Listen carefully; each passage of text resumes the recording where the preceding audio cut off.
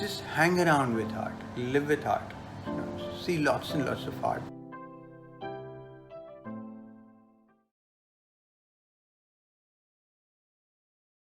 I work with two verticals. One is introspective and other one is reflective. Introspective is when I paint without articulating much and later on analyze what came from where. Whereas reflective is when I'm very much affected by an event or an idea, and I am compelled to express it through my art. So that's my reflective series.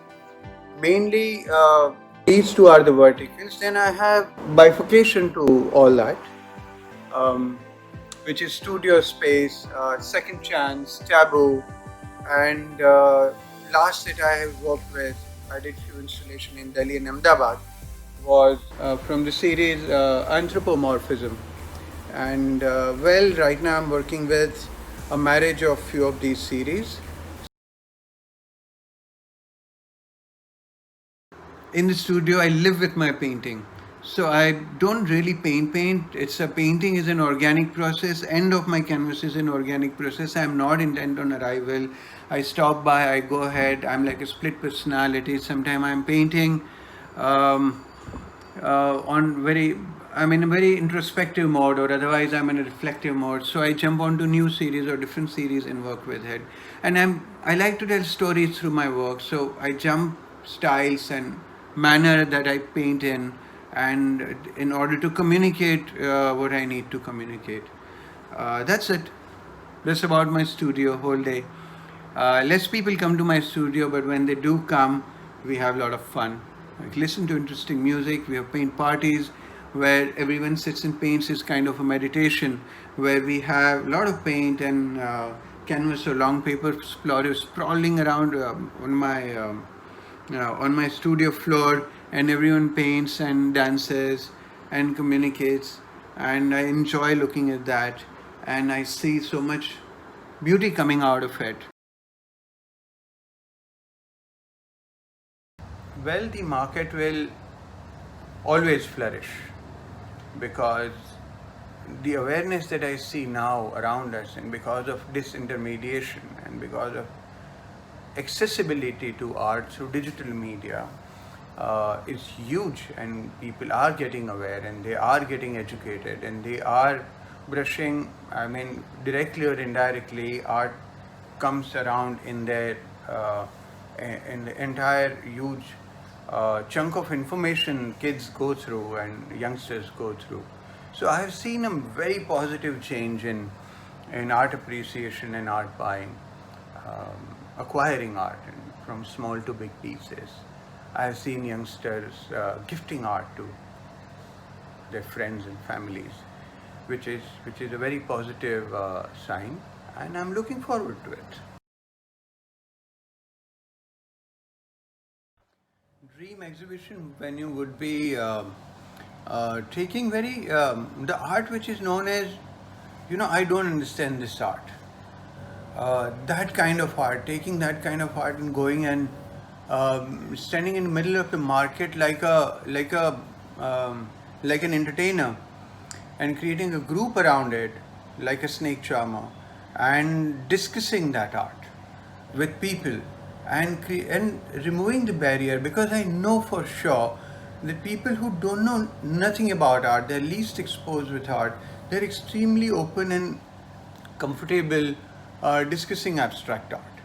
They may not be able to articulate what they're trying to say, but they can always say, I like this and I don't like that. And I've been interacting with people from a cross section of society, from very high end to absolute roadside. And I realized that people who are least exposed, absolutely zero exposure to contemporary or modern art, they would smile, they'll say, "Kya hai bhai?" And then they would kind of compare two pieces and will be able to very comfortably give their opinion on that.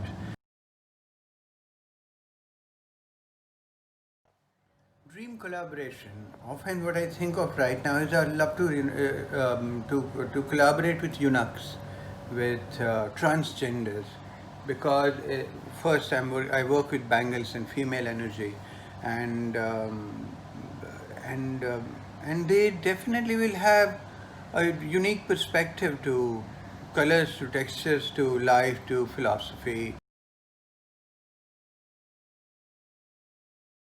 Before you acquire a piece of art, see lots and lots of art. Don't try to study art. Avoid trying to use uh, frontal lobe, or conscious mind to study art for a purpose, to purchase or not purchase. Just hang around with art, live with art, see lots and lots of art. What art you like would be an organic process, and you will come to that point. And you will start repeatedly seeing something that you like and say, oh, I have a similarity in, oh, I like that piece and I like that piece and I like that piece. It looks similar, and all of a sudden you will develop your own taste.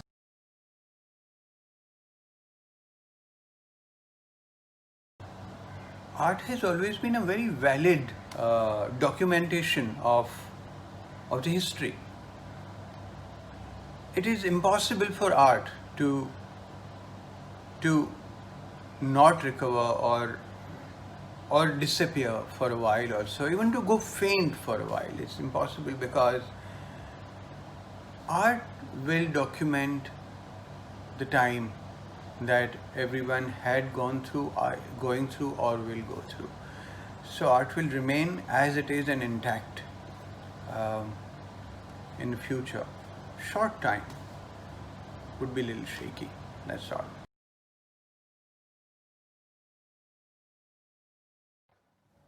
Yes, I've been seeing grand design, extraordinary homes,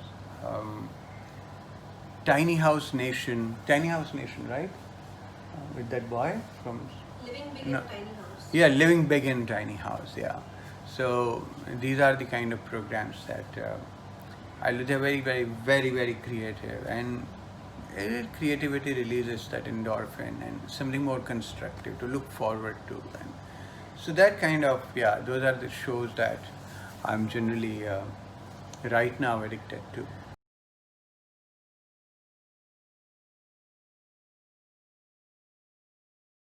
So my latest work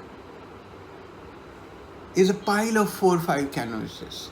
All have my different styles of work, and as if it's just a pile of my art life, and they're all together. And I've done a small piece right now, and then there is a piece of wood on which is kept. They are kept.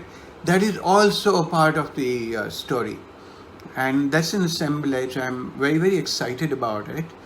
I'm going to do more of these kind of works, and that fundamentally communicates something different with a viewer. It takes viewer to a studio. It takes viewer to an artist studio more closely, more in a purer form relatively, and the whole idea of covering work with each other creates this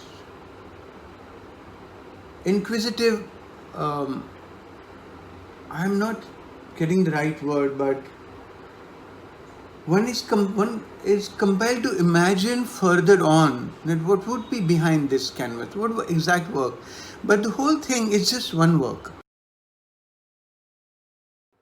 While working with bangles, lines, pins, threads, basically people and human life, I started coming across, yes, walls. And I realized that walls speak a lot.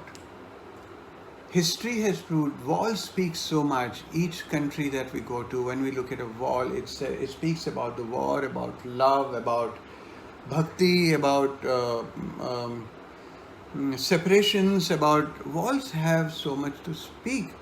So my latest work with my bangles, I have included walls, and even advertising, even public art advertising. Like India had this huge trend of painting walls with advertising. I remember one iconic ad called Hum Do Hamare Do, where there were two faces of male and female and two young kids' face, and yellow and black and red kind of color combination in a oil paint. I remember that. So I'm in my new works incorporating and including these characters of Indian walls across. By in general, my works are going to have lots of walls, and creating a dialogue with different elements. Yeah, so here I'm representing one piece which is an ongoing work of mine. That's it. I haven't titled it yet, but I'll share it with you guys nevertheless.